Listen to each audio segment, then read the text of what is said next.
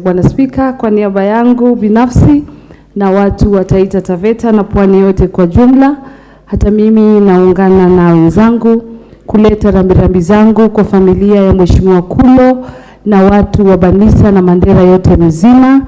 Kwa kweli tulipoteza kiongozi ambaye alikuwa ni mkakamavu, kiongozi ambaye alikuwa ni mpenda watu na mahusiano yake yalikuwa mazuri sana na watu. Mheshimiwa Spika, hii inatufunza tunapoishi kwa hii dunia tujue maisha ni ya Mungu na basi tutengeneze mahusiano yetu hapa duniani.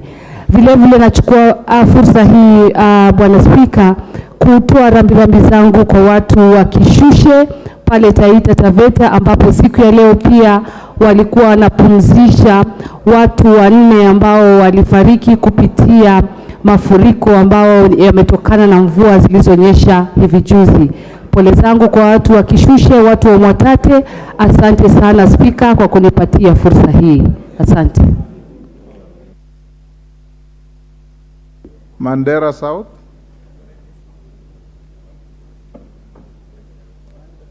Give the honorable member. Thank you, Mr. Speaker, sir, for giving me this opportunity to mourn our colleague in the House, my personal friend, my neighbor, my party mate, and my county mate, Honorable Kulo Malim Hassan, whose untimely demise shocked the nation, shocked Mandera County, and shocked all of us.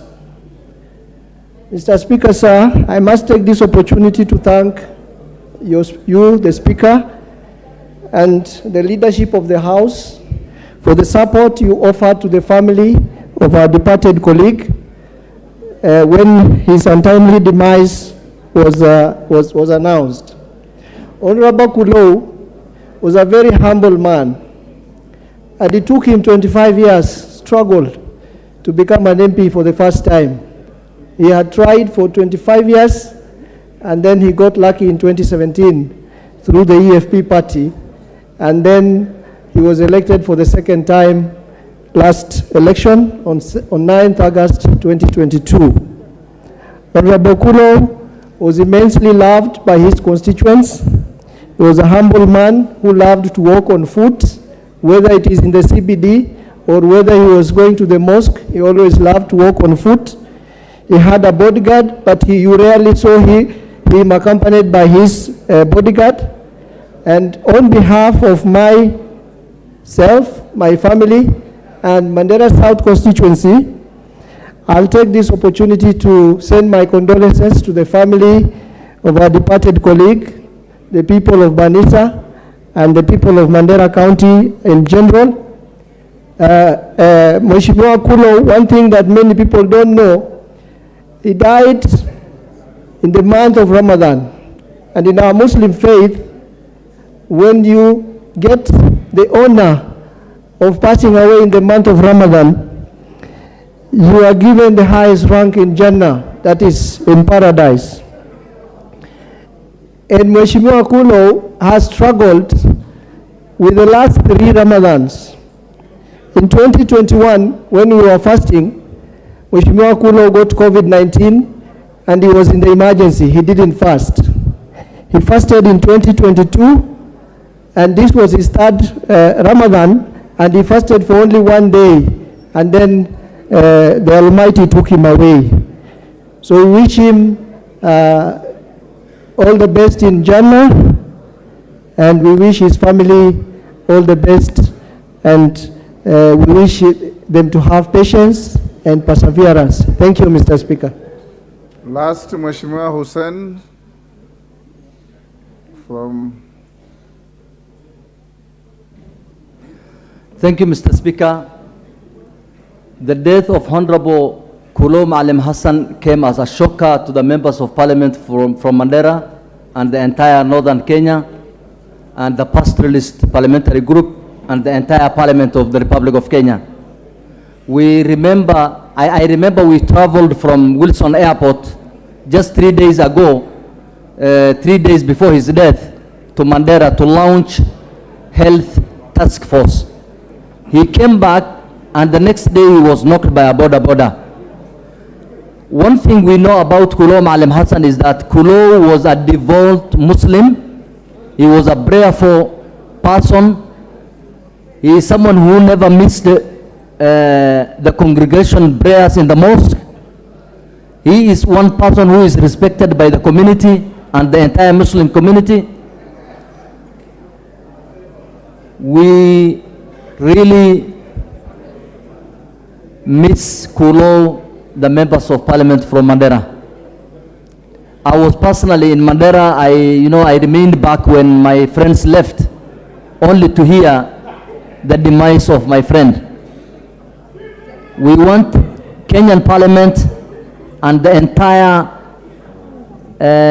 parliamentarians from both Senate and National Assembly to pray for the family, and we fight hard to make sure the seat comes back to the family. Maalim Hassan family is a large family with a lot of professionals who can take up the position of Kulo Maalim Hassan. Maybe we will help them get back the seat to make sure the family remains, in. I thank the leadership of parliament, starting from the speaker, the honorable speaker, and the entire leadership for organizing, a strong team to organize for his patio. That was really a wonderful patio that was done for our colleague. We were really very happy the way our members have really attended that patio, and the way our speaker has really addressed that congregation. Thank you very much, Mr. Speaker. We hope the family will be patient, and inshallah we will all be, we will all be prayerful, knowing that we can die any minute. Let me tell you, we may not know who is next in this family right now. We may not know. Next tomorrow, the day after, others might follow. But we hope God will at least give us time. Thank you very much. Thank you, honorable members. Order, honorable members. Order, majority, take your seat. Honorable members, I know the passion that we feel following the loss of our colleague. Everybody wants to speak, but I want to believe that those who have spoken for all of us. We have to go on to other business. Honorable members, I have a message from the President. Honorable members, pursuant to the provision of Standing Order 42, I wish to convey the following message from His Excellency the President regarding the nomination of a person for appointment as a member of the National Police Service Commission. In the message, honorable members, His Excellency the President conveys that in exercise of powers conferred on him by Article 252 of the Constitution and Section 6(5) of the National Police Service Commission Act 2011, he has nominated Mr. Edwin Kiprono Cheluget as a member of the National Police Service Commission. The President now seeks the approval of the appointee by this House. Honorable members, Standing Order 45 provides that upon receipt of notification of a nomination for appointment, such nomination shall stand committed to the relevant departmental committee for consideration. In this regard, I hereby refer the message from HE the President, together with the curriculum vitae, the report of the selection panel, and other testimonials of the nominees to the Departmental Committee on Administration and Internal Security for consideration. Honorable members, Section 6(6) of the National Police Service Commission Act 2012 provides that the relevant committee of the National Assembly shall consider the matter and table a report in the House within 21 days. In this regard, the committee is expected to immediately commence the approval process and notify the nominee and the general public of the time and place for holding the approval hearing, and thereafter, upon conclusion of the hearing, table its report on or before Wednesday, 26th April 2023, to enable the House to consider the matter with statutory timelines. I thank you. Honorable members, allow me to acknowledge the following schools in the public gallery: Christ The Redeemer Kamutu Secondary School from Bere North, Embu. Bishop Ndingi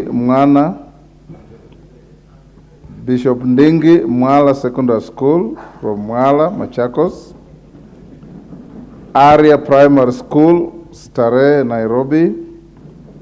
Metetei Boys Secondary School, Tinderet, Nandi. Chinga Boys, Othaya, Nyeri. Honorable members, on your behalf and on my own behalf, I welcome the students and their teachers to the House of Parliament. Thank you. Next order. Order number 4, petitions. Order number 5, papers.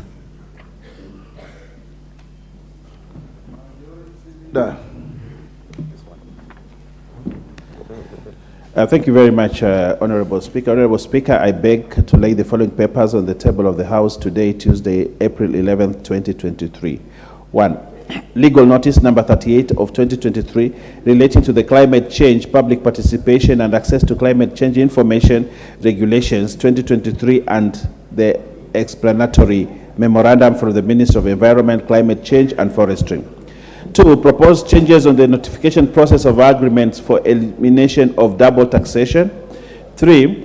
Report of the Auditor General and financial statements on Office of the Director of Public Prosecutions, Staff Housing Mortgage and Car Loan Scheme for the year ended 30th June 2018, 2019, 2020 and 2021. Annual report and financial statements of Teacher Service Commission for the year ended 30th June 2021. Annual County Government Budget Implementation Review Report for the financial year 2021-22 from the Office of the Controller of Budget. 6th, the 10th report on status of compliance with the values and principles in Articles 10 and 232 of the Constitution for the financial year 2021-2022 from the Public Service Commission. Reports of the Auditor General and financial statements in respect of the following institutions for the year ended 30th June 2022. A. Resilience and Sustainability System for Health, RSSH, Ministry of Health. B. Support for the Healthcare Financing Strategy, Reproductive Health, Output-Based Approach Project, Kenya Medical Supplies Authority, KEMSA. East African Public Health Laboratory Network, Kenya Medical Supplies Authority. D. Green Growth and Employment Thematic Programs, GGETP, Danish Embassy, Ministry of Environment and Forestry. E. Global Fund HIV/AIDS Program, Ministry of Health. F. Health Sector Support Project, Kenya Medical Supplies Authority, KEMSA. And G. Kenya Gold Mercury Free ASGM Project, Ministry of Environment and Ministry of Environment and Forestry. 8. Third quarterly report of the Ethics and Anti-Corruption Commission for the year ended 2022 from the Office of the Auditor General and Department of Justice. 9. National Government Budget Implementation Review for the financial year 2022-2023 from the Office of the Controller of Budget. And reports of the County Government Budget Implementation Review for the financial year 2022-2023 from the Office of the Controller of Budget. I thank you, Honorable Speaker. I beg to lay. Thank you, Majority. Chairperson, Jailak.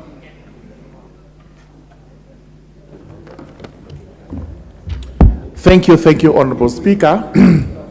Honorable Speaker, allow me to lay the following papers on the table of the House today, Tuesday, 11th April 2023.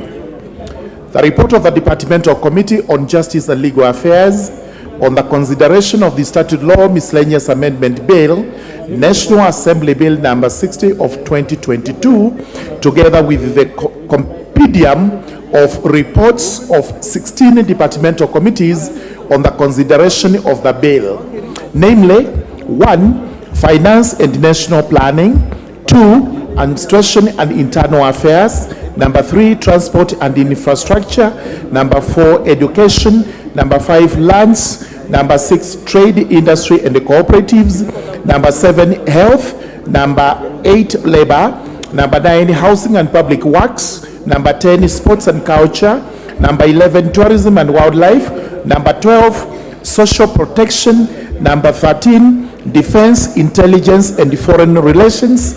Number 14, Energy. Number 15, Blue Economy, Water and Irrigation.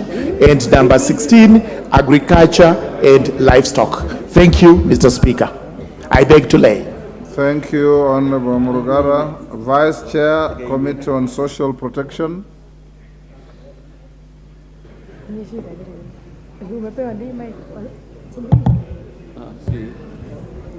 Thank you, Mr. Speaker. Honorable Speaker, I beg to lay the following paper on the table of the House today, Tuesday, the 11th April 2023.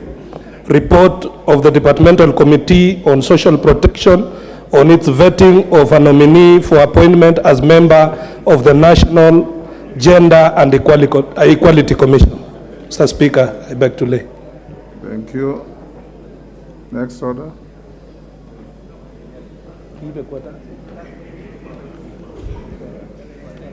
Order number 6, notices of motion. Vice Chair, Committee on Social Protection. Thank you, Mr. Speaker. Honorable Speaker, I beg to give notice of the following motion.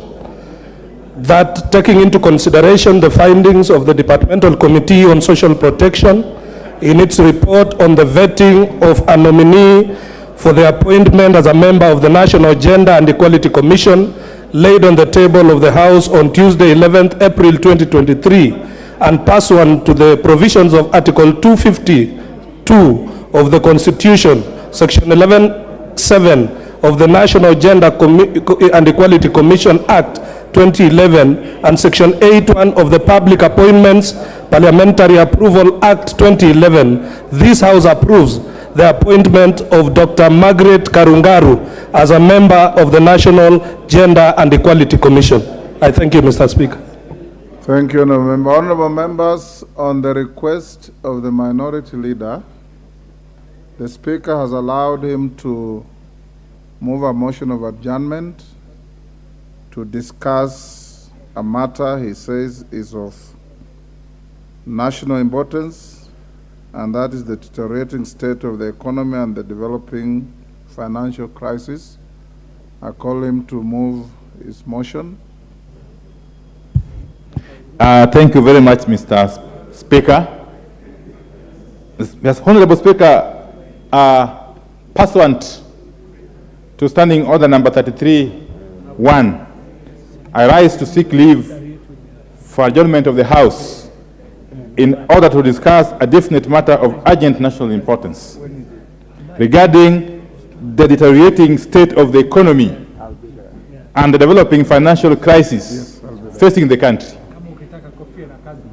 Honorable Speaker, the deteriorating state of the economy and failure by the government to meet its financial obligations, including settling of salaries of public officers, is worrying and indicative of growing economic strain.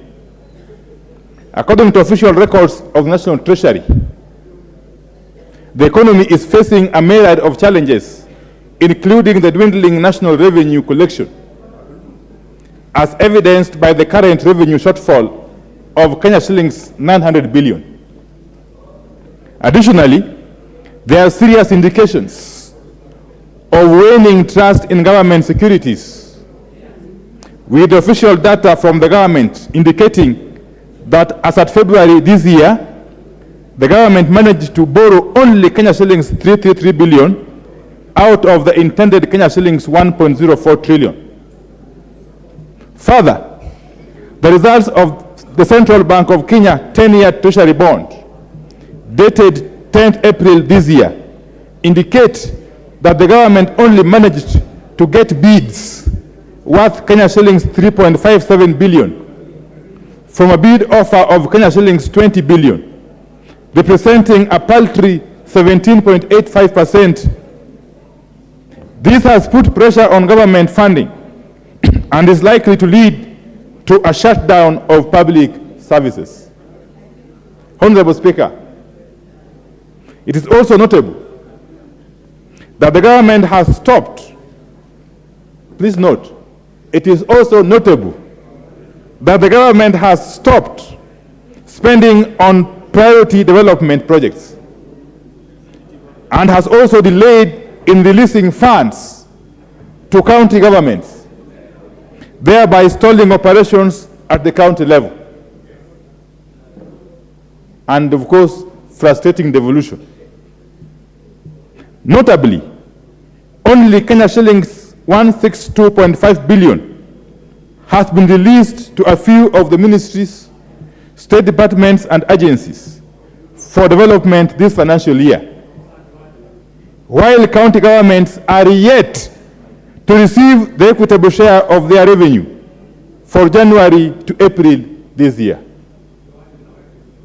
Honorable Speaker, it is against this background that I seek leave of the House to discuss this matter of national concern with a view to exploring possible and lasting solutions to the problem. Thank you, Honorable Speaker. Have the requisite support. Yes, of course, yes.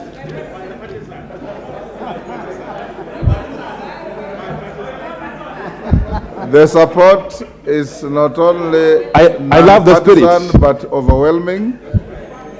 I will allocate that this motion be debated from 5 p.m. All honorable members, you may take your seats. Honorable Wandai, you will be called upon to move your motion at 5, and it does appear Honorable Ichungo will be there to second you. Next order. Order number 7, questions and statements.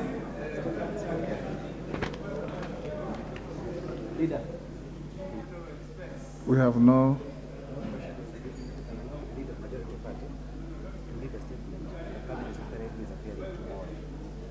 Honorable Majority Leader, you know we are moving into a new form of dealing with questions. So I'll give you an opportunity to inform the House of the Cabinet Secretary who is appearing tomorrow.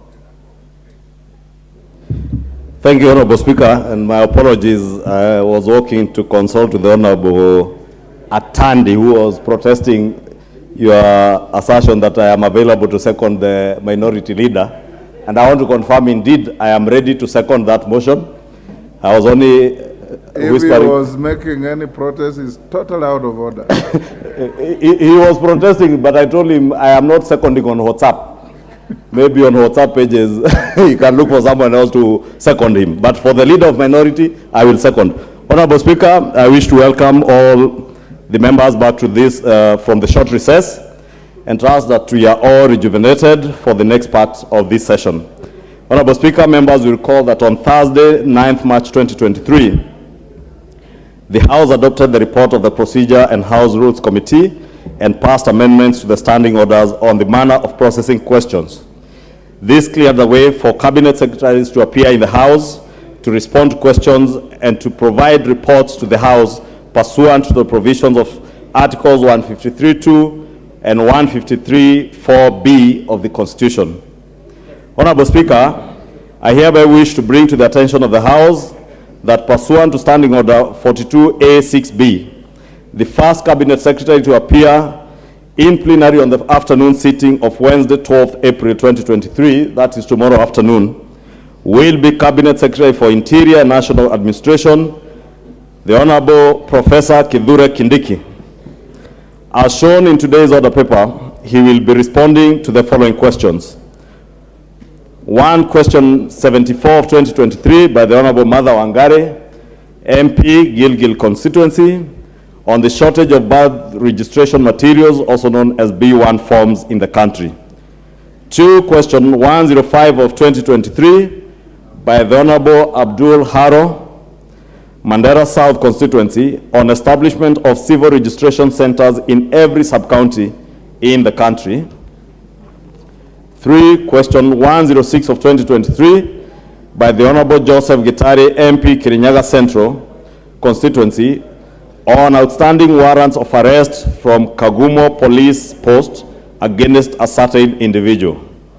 4 is question 107 of 2023, again by the Honorable Joseph Getaria, MP, Kirinyaga Central Constituency, on emergence of criminal gangs, all groups affiliated to terror groups in the country. Honorable Speaker, as we continue with the process, I will be updating the House every Thursday on the Cabinet Secretaries who are expected to appear the following week. Honorable Speaker, let me also take this opportunity on behalf of the House to thank you, because in line with our standing orders, Honorable Speaker, you are charged with the responsibility of designating a place where the Cabinet Secretaries will answer these questions. And I'm certain, Honorable Speaker, from the briefing in the House Business Committee this morning, that that place has already been designated to where the civil servants' bench is, and there will be a podium there, Honorable Speaker, for information of members. And that was able to be set up during the House Business Committee for the Cabinet Secretary to appear. And I shall be updating again on Thursday during the normal statement on the Cabinet Secretaries who will appear in the following next week. Honorable Speaker, I now wish to lay this statement on the table of the House. Thank you.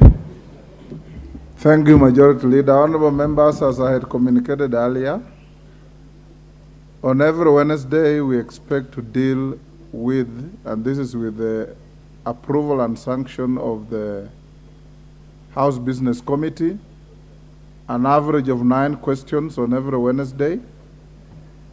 If we can schedule at least an average of 3 subject to availability of those questions to each minister to break the monotony. Any member who has filed a question and does not show up and does not give any reasons for not being around in the chamber, the question will be dropped. After a question is asked, the member who has asked the question will have the first bite on supplementary. Thereafter, we'll allow 2 to 3 maximum members to ask supplementaries on the same questions, priority going to majority minority leaders if they are interested in those questions as your leaders. And on an average day, we want to deal with at least 3 ministers. If the questions are spread thinly, then 4 ministers at the very most. I encourage you members to be there to prosecute your questions, to have your facts right so that you are not on a misadventure in the guise of questions, so that we can get the public to understand fully this innovative way of interrogating ministers on the floor by you showing tremendous industry in what you do best, represent your constituencies. So don't bring a question, then you embark on asking things that are unrelated to the very question that you have brought to the House, or being personal with anybody, including the ministers, where it is not necessary. If a minister is inadequately answering the question, you leave it to Mr. Speaker or whoever is on the chair to deal with that minister. Thank you. Next order. Order number 8, motion. Approval of nominees to 2 National Government Constituency Development Fund committees.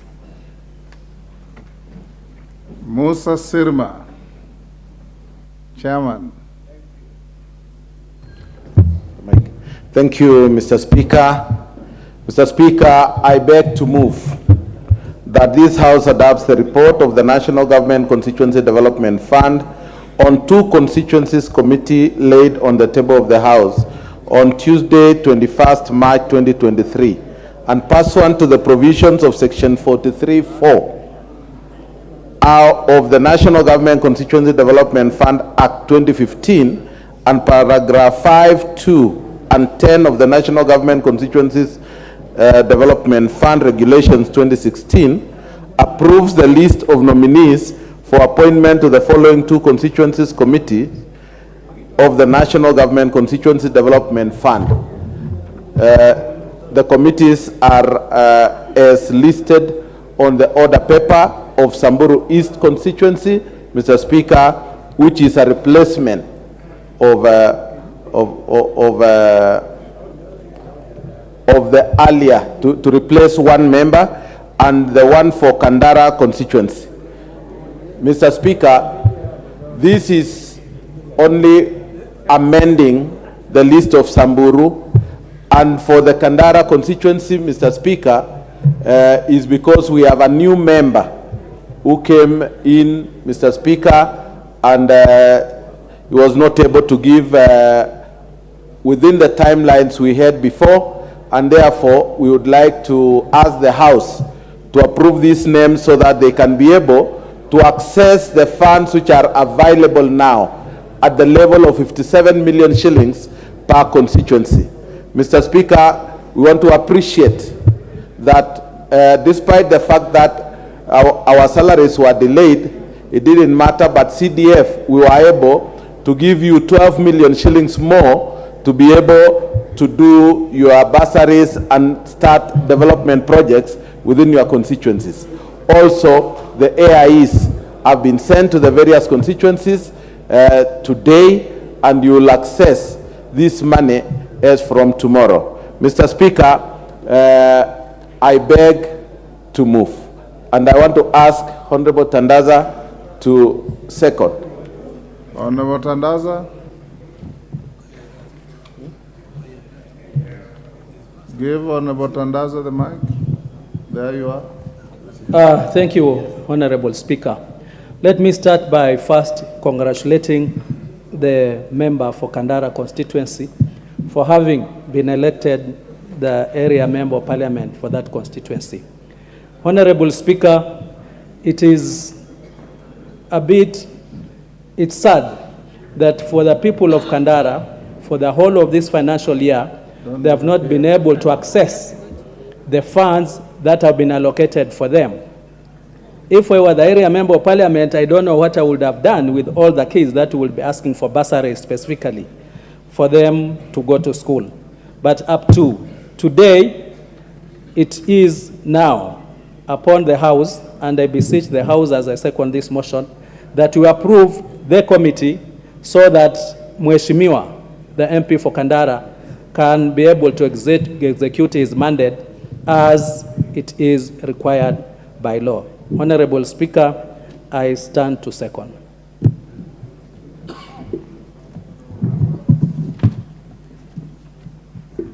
I propose the question, which is that this House adopts the report of the National Government Constituent Development Fund on 2 constituent committees laid on the table of the House on Tuesday, 21st March 2023, and pursuant to the provisions of Section 43(4) of the National Government Constituent Development Fund Act 2015 and paragraph 5, 2, and 10 of the National Government Constituency Development Fund Regulations 2016, approves the list of nominees for appointment to the following 2 constituency committees of the National Government Constituency Development Fund. Number 1, Samburu East Constituency, Lalaikwanani Likaaso Matthew, male adult representative, appointment pursuant to Section 43(2)(b).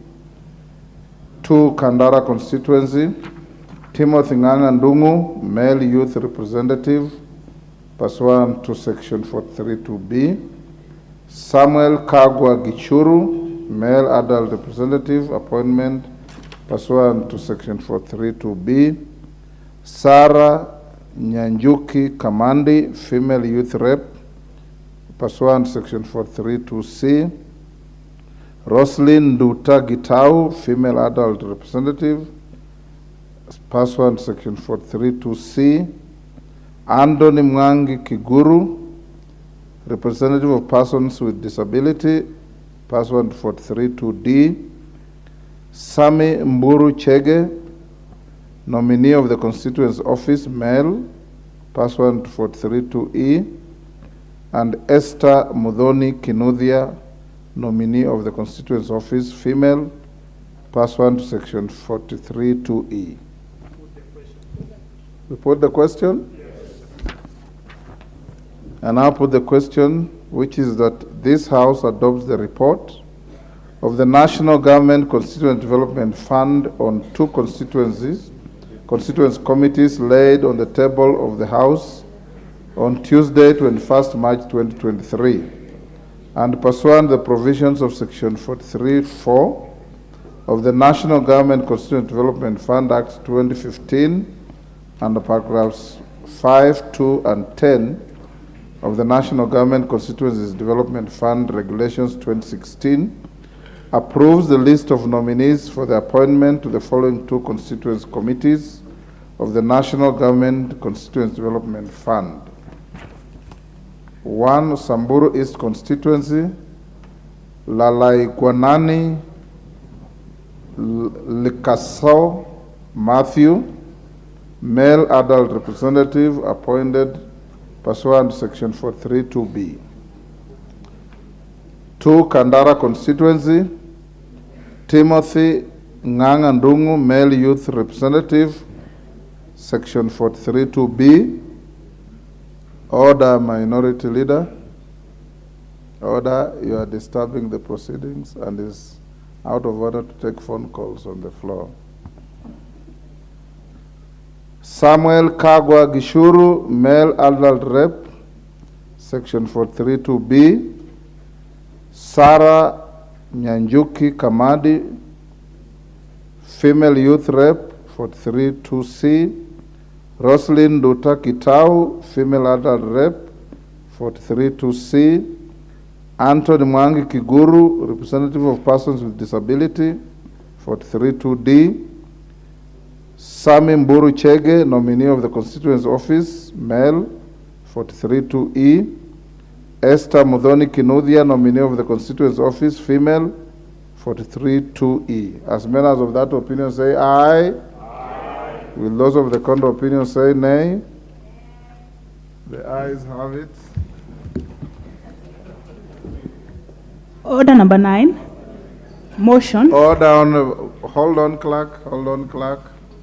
I want to exercise my discretion and on the request of the majority leader to reorganize the order paper and skip order number 9 and go to order number 10, which will go on up to 5.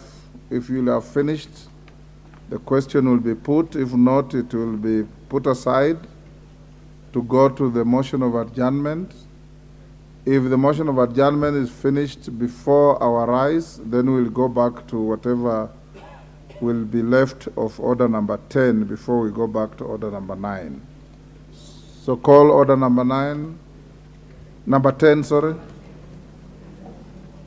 Order number 10, motion. Ratification of the agreement between Kenya and the United Kingdom on Defense Cooperation. The Chairperson, Departmental Committee on Defense, Intelligence and Foreign Relations. Thank you, Honorable Speaker. I beg to move that this House adopts the report of the Departmental Committee of Defense, Intelligence and Foreign Relations on its consideration of the agreement between the government of Kenya, of the Republic of Kenya rather, and the government of the United Kingdom of Great Britain and Northern Ireland on defense cooperation, laid on the table of the House on Tuesday, 21st March 2023, and pursuant to provisions of Section 8, subsection 4 of the Treaty Making and Ratification Act 2012, approves the ratification of agreement between the government of the Republic of Kenya and the government of the United Kingdom of Great Britain and Northern Ireland on defense cooperation, subject to the following reservations. 1, Article 6.5 of the agreement shall be amended by inserting a new paragraph immediately after paragraph H to include murder as one of the offenses which are under jurisdiction of the host nation. And 2, Article 23 of the agreement to include corporate social responsibility. Honorable Speaker,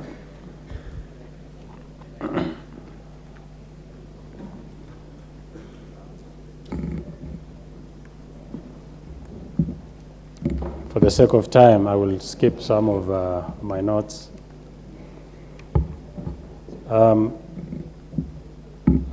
Madam Speaker, sorry, that was a quick change, I didn't notice. Madam Speaker, this report details the consideration of the Departmental Committee of the agreement between the Government of the Republic of Kenya and the Government of the United Kingdom of Great Britain and Northern Ireland on defense cooperation. The defense agreement provides a framework for exchange, sharing, and utilization of respective state experience, knowledge, military facilities, and infrastructure. This will be instrumental in strengthening of bilateral relations between the two states. Just to bring honorable members up to speed, is that there's been an agreement between the Kenya and the United Kingdom on matters. Right now, we have an exchange program. Most of our officers are taken for training in the United Kingdom under this exchange between allowing Batuk to train their soldiers in Kenya has allowed our officers to be trained alongside those ones that are trained by the UK government in the UK jurisdiction. And right now, as we are talking, we have an officer, Lieutenant Colonel Ali, who is directing staff in the United Kingdom. This helps in advancing, Speaker. So the agreement between the government of the Republic of Kenya and the government of the United Kingdom of Defense was signed on 27th July 2021 and replaces the previous Defense Cooperation Agreement signed in 2015 and which expired on 6th of October 2021.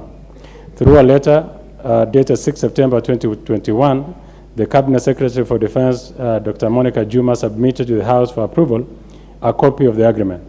It was subsequently committed to the then Committee of Defense and Foreign Relations on 8 September 2021. The committee was expected to consider the agreement and recommend its approval by the House with or without reservations pursuant to Section 8.4 of the Treaty Ratification Act. In fact, as I mentioned, that it is important, Honorable Speaker, for this House in future, going forward, that we look at the Treaty and Ratification Act. It really does not give honorable members an opportunity to make any changes. And I think it is a responsibility of honorable members, this House, and committees of this House to look at all the agreements that are done on behalf of the people of this country and make sure that their proposals and their input is also captured in these agreements. So it is important to have a mental note that it is as we go forward, we might need to consider and look at that ratification and Treaties Act. It is quite prohibitive and I think unnecessary in my view in its structure as it is currently.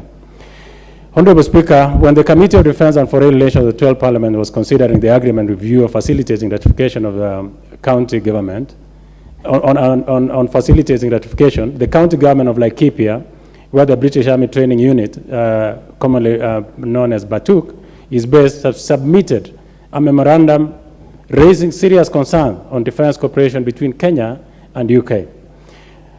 The county government says that since the beginning of the activities in Kenya, and despite the presence of binding agreements, Batuk had committed several atrocities to the people of the Republic of Kenya and to the environment in general.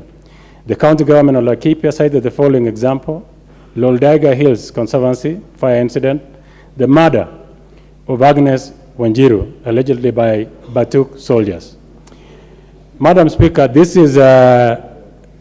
was quite a chilling experience for me. I didn't interact with this bit in last Parliament, but when it came, just to bring honorable members up to speed, this murder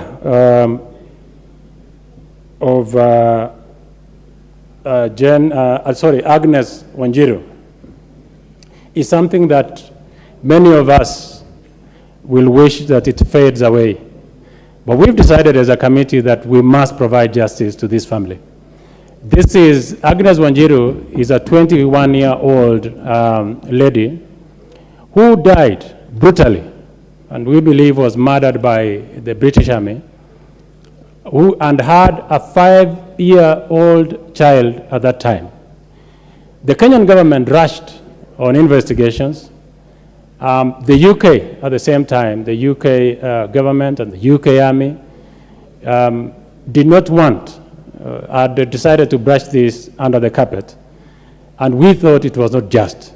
As a committee, we looked at it and said, let's reverse the roles and look at it differently. What if Agnes Wanjiru had killed a white soldier? What will have been the case? How are we handling the case of Agnes Wanjiru?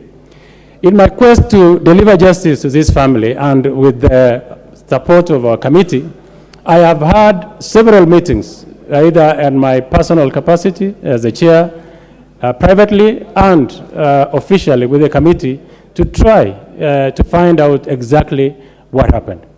This matter has been raised so many times in UK. It was raised in the UK House of Commons. And 10 years down the line, even though the memories are fading, I don't think it is too late to find justice for the family of Agnes Wanjiru. My committee then has made serious recommendation, and just to let this committee know, is that shortly we shall be inviting the Director of Public Prosecution to find out exactly what happened to Agnes Wanjiru. Agnes Wanjiru's body was found 2 months after her brutal murder in a septic tank. The only reason that this body was able to be found was because it had become a Facebook taunt by the UK military officers, and one of them confessed that when they left the bar that night, one of their colleagues committed the heinous murder of Agnes Wanjiru. However, as much as we will want to have the UK government repatriate the officer who participated in this murder, we still, like I said, have a problem with how we structure our agreements and treaties. And that is why I said this House must be involved in writing of treaties and even at some times making recommendation. I want to promise this Honorable House that I've held so much, as our committee, we've held so much discussions, and justice to Agnes Wanjiru must be availed. To that end, let me say, due to the above-mentioned concerns then, Honorable Speaker, among others, the 12th Parliament, the processing of this agreement was not concluded. A draft report was prepared, but was yet to be tabled by the House. Honorable Speaker, through the letter dated 22nd November 2022, the agreement was submitted to the Cabinet Secretary by the Cabinet Secretary Honorable Adan Bare Duale. It was consequently tabled in the House on 24th November 2022 and committed to the Departmental Committee of Defense and Intelligence and Foreign Relations for consideration. The committee was expected to consider the agreement and recommend its adoption and approval by the National Assembly with or without reservations. The agreement contains 26 articles. Just to highlight a few, Honorable Speaker, Article 2 of the agreement identifies objective and enhancing bilateral cooperation on defense by identifying a framework for exchange of experience and knowledge for the use of mutual benefit of the Republic of Kenya and the United Kingdom of Great Britain and Northern Ireland. Some of those agreements, A is a security and defense policy. The UK government has continued to be of a great importance to this country, particularly on matters of defense, especially when we're dealing with terrorism. And they've continued to provide personnel, they've continued to provide material in what we call excess defense article, EDA. Some of the equipment that we use, we get them from them, and almost for free. Another one is defense administration, welfare matters of military personnel. This one that I had mentioned, there is always an exchange program between our military and the military of the UK in trying as much as possible to make sure that they bring up to speed our officers to their sophisticated and almost advanced training in the United Kingdom. There's counter-piracy and other maritime security activities. In fact, until up to maybe 10 years ago, the Kenya Navy used to send every year our officers to the UK for training on naval tactics and naval experience. And we've gained a lot from that experience. In fact, when you engage officers who went through the training in the UK, they will tell you the kind of training they undergo is exhaustive and extremely important exercise. We will, in this agreement, they continue because they used to take 10 officers. They have scaled it down. We will want again to re-engage with them so that we are able to send as many officers as possible to train in the UK. There is also protection of the environment, which has been captured very well in this agreement. Military medical services, including research and development, military sports, disaster relief, humanitarian operation by the armed forces. It will be important for this country, for the Honorable House, Madam Speaker, to understand. When we had the when we had the ferry disaster a while back, you remember the child and the mother who drowned in water. The first line of call on such emergencies is normally the military, and this training has been advanced. Initially, the divers will go up to 100 meters, I'm told, but right now we have divers who can go up to 1 kilometer under the sea because of that training that we continue to advance between Kenya, the United Kingdom, and other countries that we're entering into defense cooperation agreements. There is also counterterrorism, like I pointed earlier, defense civilian component, exchange visit of military personnel. Honorable Speaker, Article 6 of the agreement prescribes the legal status of the visiting forces, the draft agreement, while subjecting the visiting forces to the laws of the host nation. When you say the laws of the host nation, Honorable Speaker, if you realized in my initial statement, I said we have included murder so that there is no runaway murder. For as long as you are in the jurisdiction of this country, you must be put on trial by that state, not repatriating their officers to be tried elsewhere, where families like Agnes Wanjiru's family cannot afford to see that trial and participate on the trial. So we've allowed in this agreement that such offenses must be tried within the jurisdiction of the host nation, which is Kenya.